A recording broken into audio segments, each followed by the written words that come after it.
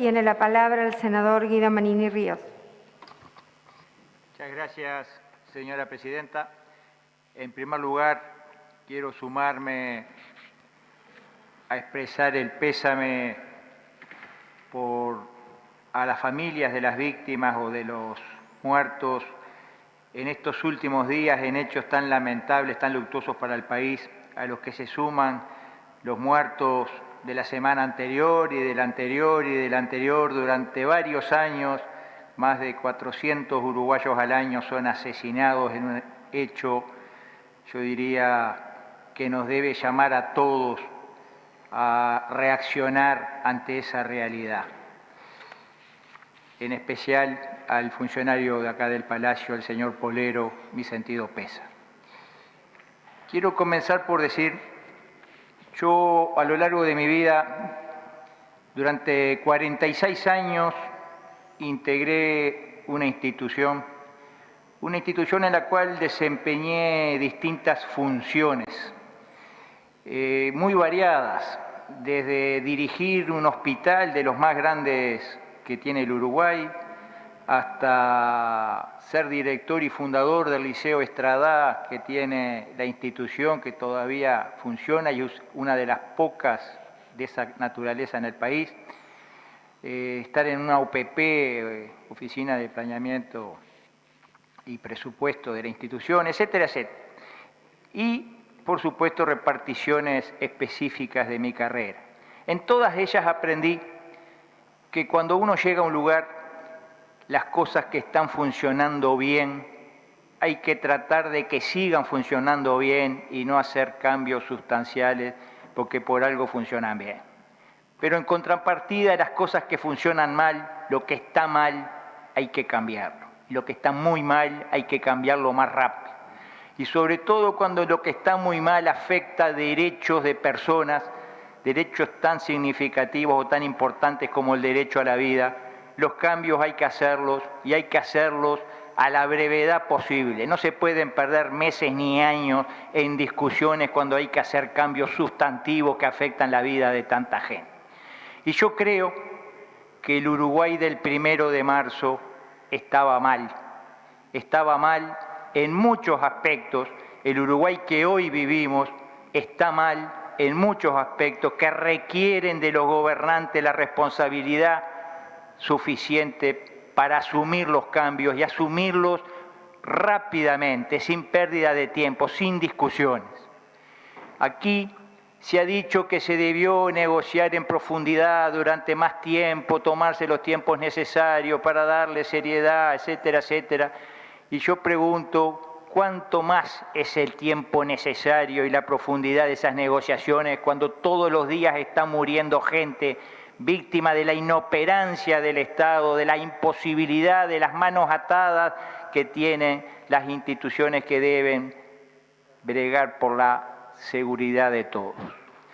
Cabildo Abierto, cuando adhirió a la coalición, adhirió en base al entendido de respetar 3 puntos que para nosotros eran esenciales, y lo dijimos desde el primer momento. Son, por decirlo de alguna forma, hasta condiciones para integrar esa coalición. La recuperación del país productivo era la primera, entendiéndose por eso la recuperación del empleo, la posibilidad del uruguayo que trabaja de poder recuperarse, de poder salir adelante y que no se termine fundiendo inexorablemente como ocurre desde hace muchísimo tiempo. La segunda era condiciones de seguridad para todos los uruguayos. Y la tercera era el ataque frontal a la corrupción en todas sus formas. En esos 3 principios cardinales basamos nuestra adhesión a la coalición y así vamos a transitar este camino hacia adelante.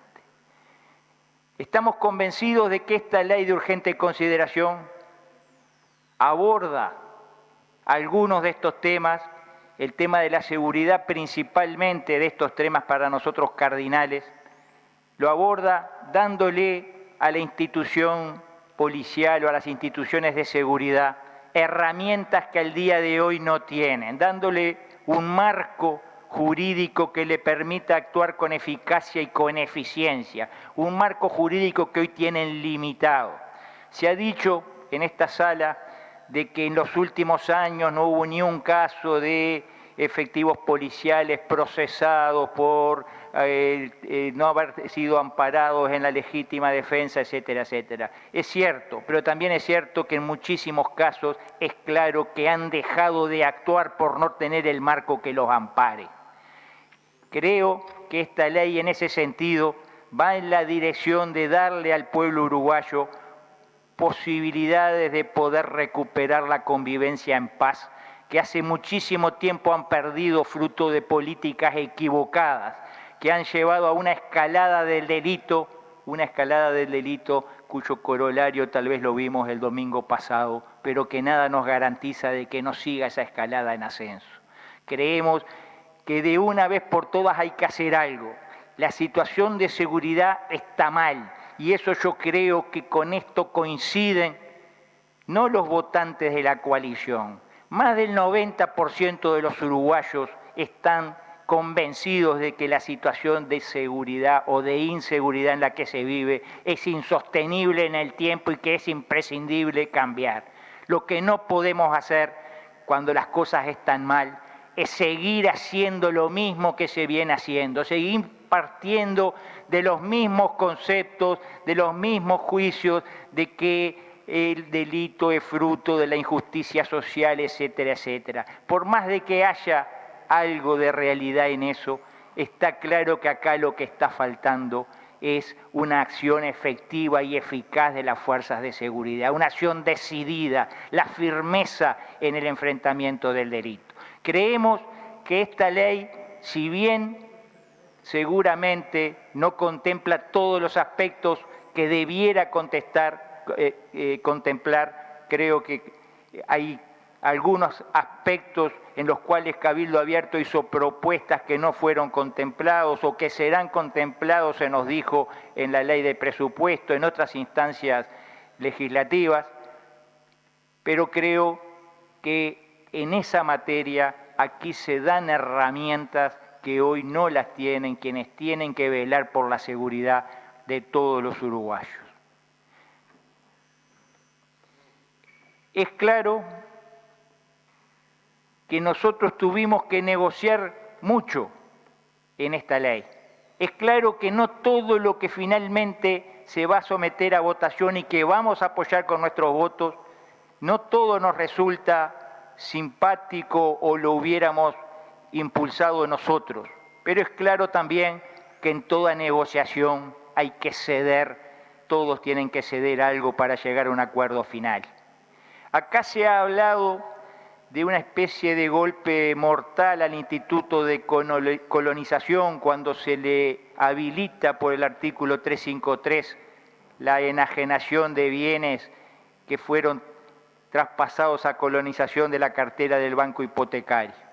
Nos hemos informado y se nos dice de que esos bienes, esos padrones, no fueron adquiridos en el marco de colonización, sino justamente en el marco del Banco Hipotecario con mucha anterioridad, hace mucho tiempo, y por una ley del año 2011 se pasó toda esa cartera a colonización, generando juicios de inconstitucionalidad que para aquellos que lo llevaron adelante terminaron recibiendo la razón de la Suprema Corte de Justicia. Es decir, que creemos que lo que se habilita en el 353 no es la liquidación, ni afectar, ni debilitar a colonización, sino hacer justicia con una situación que a partir de la ley de 2011 fue notoriamente injusta.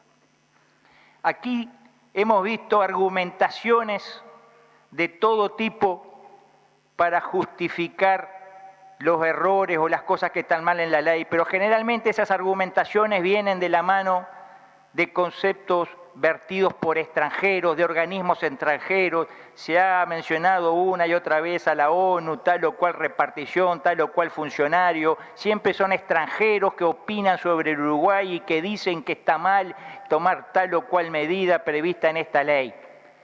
Yo quiero, por lo menos nosotros así lo pensamos, pensar como uruguayos y pensar con nuestra mente. No seguir comprando libretos que se escriben en otras latitudes y que funcionarios famosos sí porque tienen todos los medios de comunicación a su favor, pero quién sabe con qué intencionalidades nos quieren vender el producto a nosotros. Y acá nosotros repetimos en este recinto que debería ser casi sagrado, repetimos como que fueran grandes personalidades que tienen toda la razón y con eso pretendemos justificar leyes o modificaciones o criticar leyes como esta en base a conceptos elaborados en otras latitudes. Yo creo que acá, y Cabildo Abierto al menos así lo siente, tenemos que por lo menos tener un mínimo de artiguismo, y el artiguismo antes que nada era autonomía de los pueblos, y el Uruguay tiene que razonar por sí mismo y no por la mente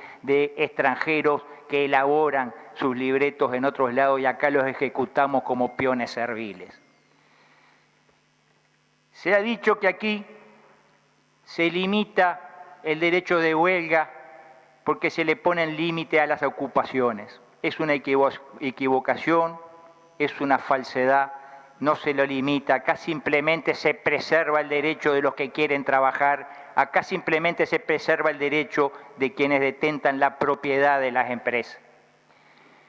Tampoco se limita el derecho de huelga, como se ha dicho en un proyecto de ley presentado en la otra Cámara, que yo honestamente no sé si recoge lo planteado en otras épocas, como se ha dicho. Lo que sí sé que ese proyecto de ley recoge lo planteado por el presidente Tabaré Vázquez y el ministro Ernesto Murro cuando remitió un proyecto de ley similar en octubre del año pasado, que simplemente busca cumplir con un artículo de la Constitución. Acá se dice que la extranjerización de la tierra, se dijo que la extranjerización de la tierra afecta la soberanía nacional. Y yo en ese punto coincido totalmente. La extranjerización de la tierra generalizada afecta la soberanía nacional. El día que todo el Uruguay esté en manos de extranjeros, seremos en cierta forma menos soberanos, aunque esos extranjeros tengan toda la justificación para ser propietarios de la tierra. Pero sin lugar a duda que los gobiernos que más han extranjerizado la tierra en la historia del Uruguay son los 3 últimos gobiernos, los 15 años de gobierno que nos anteceden. Esos son los que más han extranjerizado la tierra, son los que más han habilitado sociedades anónimas con acciones al portador como propietarias de la tierra, cosa a lo que nos opusimos en este proyecto.